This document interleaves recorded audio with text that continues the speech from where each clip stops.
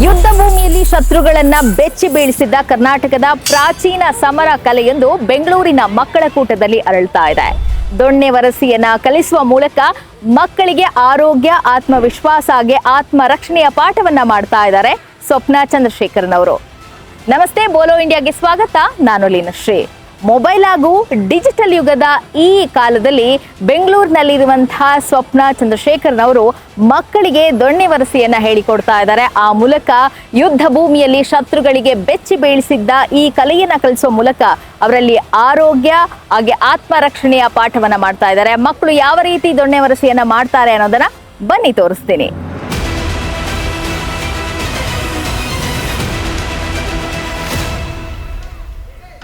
ಎರಡು ಕೋಲುಗಳಲ್ಲಿ ಮಾಡೋ ದೊಣ್ಣೆ ವರಸೆ.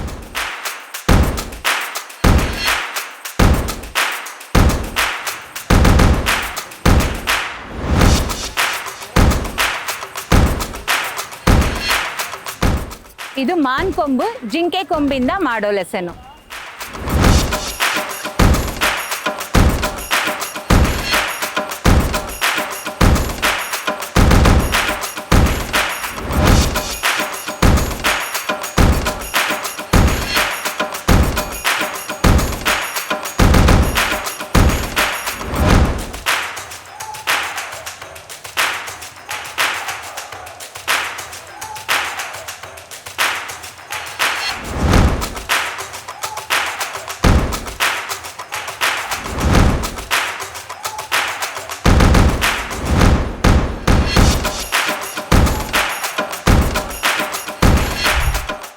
ಇವಾಗ ಮಾಡೋದು ಕತ್ತಿ ವರಸೆ.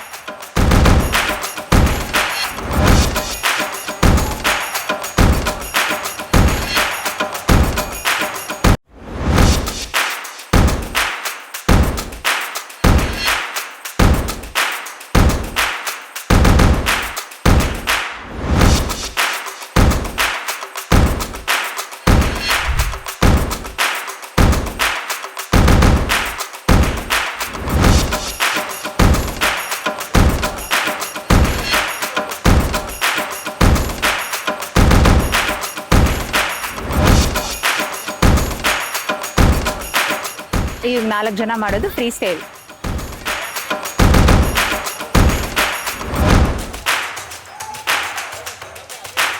ಸಿಂಗಲ್ ಸ್ಟಿಕ್ ಈಗ ಒಂದ್ ಕಂಬಲ್ ಮಾಡೋದು.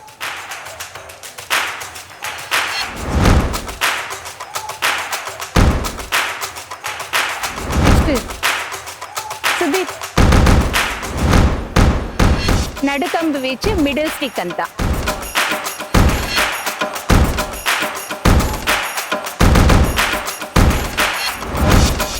ಇವಾಗ ಮಾಡೋದು ಈಟಿ.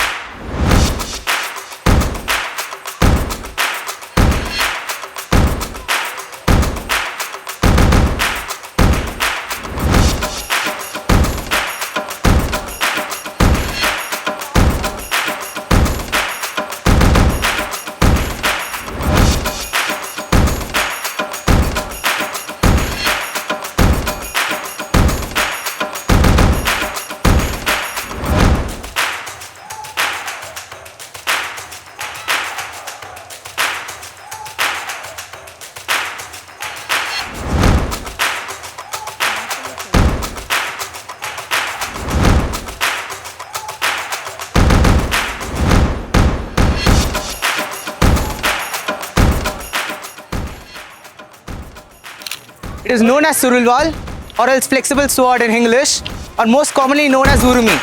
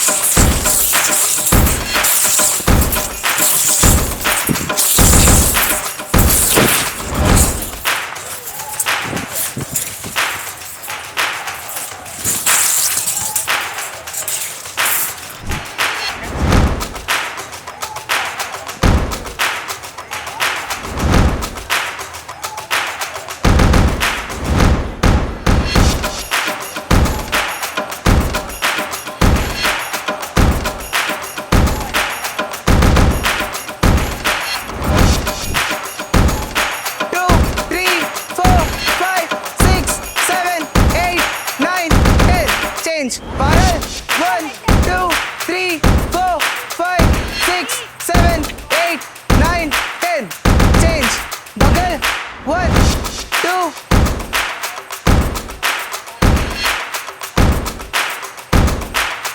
தலைவாரல்.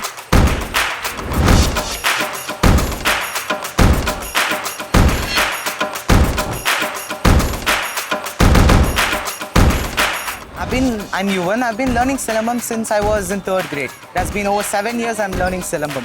First I learned in Tamil Nadu, then due to COVID, I stopped for a few years. Then I came to Bangalore, I started over here. And I won many tournaments. I won 2 district tournaments, state, national and 1 international tournament. And in 2 months, I'm going to go for my second international tournament to Malaysia. And Silambam is an art where you can't learn without pain. It's art where you have to go through pain to learn the lesson you have to learn. Silambam has become a part of my life, and also every day it has made me active. So without Silambam, I didn't have any other thing except Silambam. I was just staying at home, but Silambam was the thing which brought me out. I started practicing it daily. I grew affectionate to it, and then every day I started practicing. The more I practiced, the more I became with it. So still today I practice it daily. So once you start practicing, you can't stop it so easily.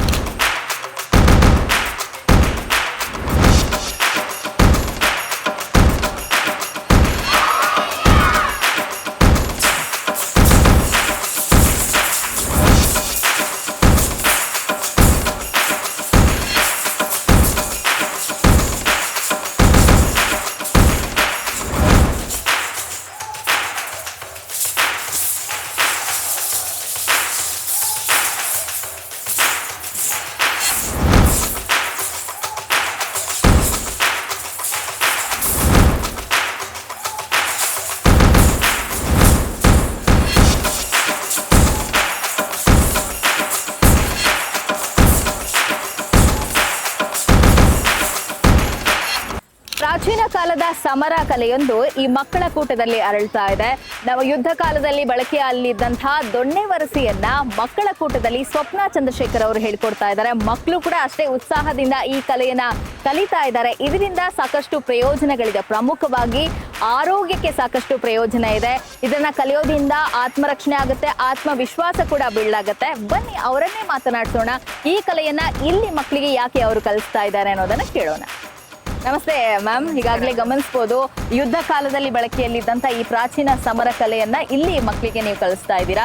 ಇದರ ಪ್ರಮುಖ health benefit ನ ಹೇಳಿ ma'am. ಇದು ಕಲಿಯೋದ್ರಿಂದ health benefits ಅನ್ನೋದು ತುಂಬಾ ಇದೆ. Means ಅವ್ರ ಸೆಲ್ಫ್ ಕಾನ್ಫಿಡೆನ್ಸ್ ಜಾಸ್ತಿ ಆಗುತ್ತೆ, ಅವ್ರ ಫಿಟ್ನೆಸ್ ಇರುತ್ತೆ, ಮತ್ತು ಅವ್ರಿಗೆ ಅಂತ ಒಂದು ಧೈರ್ಯ ಅನ್ನೋದು, ಮೇಯ್ನಾಗಿ ಧೈರ್ಯ ಅನ್ನೋದು ಜಾಸ್ತಿ ಬರುತ್ತೆ. ಇದು ಅವ್ರು ಕಲಿಯುವಾಗ ಬೇರೆಯೊಬ್ಬರನ್ನ ಅವ್ರನ್ನ ಕಾಪಾಡ್ಕೊಳ್ಳೋಕೆ ಇದು ತುಂಬಾ ಯೂಸ್ಫುಲ್ ಆಗಿರುತ್ತೆ. ಇದು ಪ್ರಮುಖವಾಗಿ ಬೆಂಗಳೂರಿನಲ್ಲಿ ಇದನ್ನ ಪ್ರಾರಂಭ ಮಾಡಿ. ನಾನು ಬೆಳೆದಿದ್ದು ಇಲ್ಲೇನೆ. ನಾನು ಮದುವೆ ಆಗಿ ಹೋಗಿದ್ದು ತಮಿಳ್ನಾಡಿಗೆ. ಸೊ ನನ್ನ ಮಗ ಅಲ್ಲಿ ಕಲಿತಾಗ ನಾನು ಅಲ್ಲಿ ಕಲ್ತಿದ್ದು. ಸೊ ಅದು ನಾನು ಮತ್ತೆ ಇಲ್ಲಿಗೆ ಬಂದಾಗ ಇಲ್ಲಿರೋ ಮಕ್ಳಿಗೂ ನನ್ನ ಫ್ರೆಂಡ್ ಸರ್ಕಲಲ್ಲಿರೋ ಎಲ್ರಿಗೂ ಇದನ್ನ ಹೇಳ್ಕೊಡ್ಬೇಕು ಅನ್ನಿಸ್ತು. ಸೊ ನಾನು ಒಂದು 8 ಮಕ್ಕಳನ್ನ ಇಟ್ಟು ಸ್ಟಾರ್ಟ್ ಮಾಡಿದೆ. ಇವಾಗ ಅವರಿಂದ ಅವ್ರ ಫ್ರೆಂಡ್ಸ್ ಮೂಲಕ ಹೇಳಿ ಇವಾಗ ಒಂದು 50-60 ಜನ ಮಕ್ಕಳು ಕಲಿತಾ ಇದ್ದಾರೆ. ಓಕೆ, ಪ್ರಮುಖವಾಗಿ ಒಂದು ಪ್ರಶ್ನೆ, ಈಗ ಏನೇ ಇದ್ರು ವ್ಯಾಯಾಮ ಮಾಡೋದಕ್ಕೆ ಜಿಮ್ಗೆ ಹೋಗ್ತಾರೆ, ಅದರ ಬದಲು ಇಂತಹ ಸಮರ ಕಲೆಯನ್ನ ಕಲಿಯೋದ್ರಿಂದ ಎಷ್ಟು ಉಪಯೋಗ ಆಗುತ್ತೆ? ಜಿಮ್ಗೆ ಹೋಗೋದ್ರಿಂದ ಎಕ್ಸಸೈಸ್ ಆಗುತ್ತೆ, ಅದೊಂದೇ ಹೊರತು ಇದನ್ನ ಕಲಿಯೋದ್ರಿಂದ ಅವ್ರ ಸೆಲ್ಫ್ ಕಾನ್ಫಿಡೆನ್ಸ್ ಜಾಸ್ತಿ ಆಗುತ್ತೆ, ಮತ್ತೆ ಧೈರ್ಯ ಬರುತ್ತೆ. ಮೇಯ್ನಾಗಿ ನಮ್ಮನ್ನು ನಾವು ಕಾಪಾಡ್ಕೋಬಹುದು ಅನ್ನೋ ಧೈರ್ಯ ಎಲ್ಲರಿಗೂ ಬರುತ್ತೆ ಇದು. ಮತ್ತು ಇದು ಯುದ್ಧ ಕಲೆ ಅನ್ನೋದ್ರಿಂದ ಯಾರನ್ನೂ ನೋಡಿ ಭಯ ಪಡಬೇಕು ಅನ್ನೋ ಅವಶ್ಯಕತೆ ಇರಲ್ಲ. ನಮ್ಮನ್ನು ನಾವು ಕಾಪಾಡ್ಕೊತೀವಿ ಅನ್ನೋ ಧೈರ್ಯ ಅವ್ರಿಗೆ ಬಂದ್ಬಿಡುತ್ತೆ. ಇದನ್ನು ಕಲಿಯುವಾಗಲೇ ಫಸ್ಟ್ ಕ್ಲಾಸಿಗೆ ಆಗಿರೋ ಇದು 1 ವಾರ 2 ವಾರದಲ್ಲೇ ಅವರಲ್ಲೇ ಚೇಂಜಸ್ ಗೊತ್ತಾಗುತ್ತೆ. ಸೊ ಅವ್ರು ಮಾತಾಡೋ ಸ್ಟೈಲಿಂದ ಹಿಡಿದು ಅವ್ರು ನಿಂತ್ಕೊಳ್ಳೋ ಸ್ಟೈಲು ಎಲ್ಲನೂ ಚೇಂಜ್ ಆಗೋಗ್ಬಿಡುತ್ತೆ. ಬರುವಾಗ ತುಂಬ ಮೆತ್ತಗೆ ಮಾತಾಡ್ಕೊಂಡು ಏನು ಮಾತಾಡ್ದಿರ ಬರೋ ಮಕ್ಳು, ಪುಟ್ ಮಕ್ಳು 1-2 ವಾರದಲ್ಲೇ ಇದನ್ನು ಕಲಿತು ಆ ಕಲಿಯೋದ್ರಲ್ಲಿ ಬರೋ ಧೈರ್ಯದಿಂದನೇ ಅವರು ಎಲ್ಲರ ಹತ್ರನೂ ಮಾತಾಡೋದನ್ನು ಜಾಸ್ತಿ ಆಗುತ್ತೆ. ಪ್ರಮುಖವಾಗಿ ನೀವು ಹೇಳಿಕೊಡೋದ್ರಲ್ಲಿ ಒಂದು ಬ್ಯೂಟಿ ಏನಂತ ಹೇಳಿದ್ರೆ ಇಲ್ಲಿ ಏಜ್ ಲಿಮಿಟ್ ಇಲ್ಲ. ಸಣ್ಣ ಮಕ್ಕಳಿಂದ ಇಲ್ಲಿ ನಾವು ಹೇಳೋದು ಅರ್ಥ ಆಗೋ ವಯಸ್ಸಿನಿಂದ ಸ್ಟಾರ್ಟ್ ಮಾಡ್ಕೊ. ಮೀನ್ಸ್ ಲಿಮಿಟೆಡ್ 5 ವರ್ಷದಿಂದಾನೇ ಹೇಳ್ಕೊಡ್ಬೇಕು. ಆದ್ರೆ ಇಲ್ಲಿ ಮಕ್ಳು 3 ವರ್ಷ 4 ವರ್ಷ ಮಕ್ಳು ನಾವು ಹೇಳೋದು ಅರ್ಥ ಆಗುತ್ತೆ ಅಂದ್ರೆ ಅವ್ರಿಗೂ ಹೇಳ್ಕೊಡ್ತಾ ಇದೀವಿ. ಓಕೆ, ಈಗ ಮುಂದೆ ಏನಾದರೂ ಯೋಜನೆಗಳನ್ನ ಹಾಕೊಂಡಿದ್ದೀರಾ ಯಾವ ರೀತಿ ಇದನ್ನ ಬೆಳೆಸಬೇಕು ಅಂತ? ಮ್ಯಾಮ್ ಇವಾಗ ಇದು ಕರ್ನಾಟಕ ಅಪ್ರೂವ್ಡ್ ಇಂದ ನಡೆಸ್ತಾ ಇದ್ದೀನಿ. ನಾನು ಇವಾಗ ಡಿಸ್ಟ್ರಿಕ್ಕು, ಸ್ಟೇಟು, ನ್ಯಾಷನಲ್ ಅಂತ ಎಲ್ಲ ಈವೆಂಟ್ಸ್ಗೂ ಕರ್ಕೊಂಡು ಹೋಗ್ತಾ ಇದ್ದೀನಿ. ಲಾಸ್ಟ್ ಇಯರ್ ನ್ಯಾಷನಲ್ ಕರ್ಕೊಂಡು ಹೋಗಿದ್ದ ಮಕ್ಕಳಲ್ಲಿ 10 ಜನ ಇಂಟರ್ನ್ಯಾಷನಲ್ ವಿನ್ ಮಾಡಿದ್ರು. Okay. ಅದರಲ್ಲಿ ಇವಾಗ ನನ್ನ ಮಗ ಮಾತ್ರ ಇಂಟರ್ನ್ಯಾಷನಲ್ ಹೋಗ್ತಾ ಇದ್ದಾನೆ. Okay. ಈ ವರ್ಷ ಇವಾಗ ಸ್ಟೇಟ್ ಇವಾಗ ಬಾಗಲಕೋಟೆಯಲ್ಲಿ ಹೋದ 2 ತಿಂಗಳಿಗೆ ಮುಂಚೆ ನಡೀತು. ಇವಾಗ ನ್ಯಾಷನಲ್ ಬಂದು ಕನ್ಯಾಕುಮಾರಿಯಲ್ಲಿ ಜುಲೈಯಲ್ಲಿ ನಡೀತಾ ಇದೆ. ಓಕೆ, ಇದನ್ನ ಕಲಿಬೇಕು ಅಂತ ಇರುವಂತ ಸಾಕಷ್ಟು ಮಕ್ಳು ಇರ್ತಾರೆ, ಸಿಲಂಬಂ ಅಥವಾ ದೊಣ್ಣೆ ವರಸೆ ಅಂತವ್ರಿಗೆ ಏನ್ ಹೇಳ್ತೀರಿ ನೀವು? ಇಲ್ಲಿ ಶನಿವಾರ ಭಾನುವಾರ 2 ದಿವಸ ಈ ಮಕ್ಕಳಕೂಟದಲ್ಲಿ ಕ್ಲಾಸ್ ನಡೆಯುತ್ತೆ. ನಿಮ್ಗೆ ಇಷ್ಟ ಇರೋರು, ಕಲಿಬೇಕು ಅನ್ನೋ ಆಸಕ್ತಿ ಇರೋರು ನನ್ನನ್ನು ಕಾಂಟ್ಯಾಕ್ಟ್ ಮಾಡಿ, ನಾನು ಹೇಳ್ಕೊಡಕ್ಕೆ ರೆಡಿ ಇದ್ದೀನಿ ನಾನು. Okay, thank you ma'am, thank you Thank you, so ma'am. Much. ಹೆಣ್ಮಕ್ಳದ್ದು ಅಂದ್ರೆ ಇದು ಮೇಯ್ನ್ ಆಗಿ ಗಂಡು ಮಕ್ಳಿಗಿಂತ ಹೆಣ್ಮಕ್ಳು ಕಲಿಯೋದು ತುಂಬ ಯೂಸ್ಫುಲ್ಲು. ಮತ್ತು ಅವ್ರಿಗಿರೋ ಸೆಲ್ಫ್ ಕಾನ್ಫಿಡೆನ್ಸ್ ಎಷ್ಟು ಹೆಚ್ಚಾಗುತ್ತೆ ಅಂದರೆ ಅಷ್ಟು ಜಾಸ್ತಿ ಆಗುತ್ತೆ. ಮತ್ತು ಅವ್ರನ್ನ ಅವರೇ ಯಾರನ್ನೂ ಡಿಪೆಂಡ್ ಮಾಡಿ ಇರಬೇಕು ಅನ್ನೋ ಅವಶ್ಯಕತೆನೇ ಇರಲ್ಲ. ಇಲ್ಲಿ ನನ್ನ ಕ್ಲಾಸಲ್ಲಿ ಗಂಡು ಮಕ್ಳಿಗಿಂತ ಹೆಣ್ಮಕ್ಳೇ ಜಾಸ್ತಿ ಕಲಿತಾ ಇರೋದು ಇದನ್ನು. Thank you ma'am, thank you so much. ಗಮನಿಸಬಹುದು, ಸ್ವಪ್ನ ಚಂದ್ರಶೇಖರ್ ಅವರು ಮಕ್ಕಳ ಕೂಟದಲ್ಲಿ ಈ ಸಮರ ಕಲೆಯನ್ನ ಎಷ್ಟು ಅಚ್ಚುಕಟ್ಟಾಗಿ ಹೇಳಿಕೊಡ್ತಾ ಇದ್ದಾರೆ ಅಂತ. ಈ ಯುದ್ಧದ ಕಲೆ ಏನಿದೆ ಅದನ್ನ ಉಳಿಸಿ ಬೆಳೆಸುವಂತ ಪ್ರಯತ್ನವನ್ನು ಮಾಡ್ತಾ ಇದ್ದಾರೆ. ಜೊತೆಗೆ ಅವರ ಆರೋಗ್ಯ, ಆತ್ಮವಿಶ್ವಾಸ ಹಾಗೆ ಅವರ ಒಂದು ದೃಷ್ಟಿಕೋನವನ್ನ ಬದಲಾಯಿಸುವಂತ ಪ್ರಯತ್ನವನ್ನ ಸ್ವಪ್ನ ಚಂದ್ರಶೇಖರ್ ಅವ್ರು ಮಾಡ್ತಾ ಇದ್ದಾರೆ. ಅವ್ರಿಗೆ ನಮ್ಮ ಬೋಲೋ ಇಂಡಿಯಾ ಕಡೆಯಿಂದ ಧನ್ಯವಾದಗಳು ಅಂತ ಹೇಳ್ತಾ, ಇಂತಹ ಹಲವು ಮಾಹಿತಿಗಾಗಿ ಫಾಲೋ ಮಾಡಿ ಬೋಲೋ ಇಂಡಿಯಾ. ಕೇಳಿದ್ರಲ್ಲ ಸ್ವಪ್ನ ಚಂದ್ರಶೇಖರ್ ಅವರ ಮಾತುಗಳನ್ನ. ಈ ಒಂದು ದೊಣ್ಣೆ ವರಸೆ ಏನಿದೆ ಇದು ಕೇವಲ ಒಂದು ಆಟ ಅಲ್ಲ, ದೈಹಿಕವಾಗಿ ಆತ್ಮರಕ್ಷಣೆಗಾಗಿ ಮಾಡುವಂತಹ ಒಂದು ಸಮರ ಕಲೆಯನ್ನ ಇಲ್ಲಿ ಇವರು ಮಕ್ಕಳಿಗೆ ಕಲಿಸ್ಕೊಡ್ತಾ ಇದ್ದಾರೆ. ಮಕ್ಕಳು ಕೂಡ ಅಷ್ಟೇ ಉತ್ಸಾಹದಿಂದ ಈ ಕಲೆಯಲ್ಲಿ ಭಾಗವಹಿಸ್ತಾ ಇರೋದು ನಿಜಕ್ಕೂ ಶ್ಲಾಘನೆ. ನಮ್ಮ ಬೋಲೋ ಇಂಡಿಯಾ ಕಡೆಯಿಂದ ಕೂಡ ಇವರಿಗೆ wish you all the best ಅಂತ ಹೇಳ್ತಾ, ಇಂತಹ ಹಲವು ಮಾಹಿತಿಗಾಗಿ ಫಾಲೋ ಮಾಡಿ ಬೋಲೋ ಇಂಡಿಯಾ.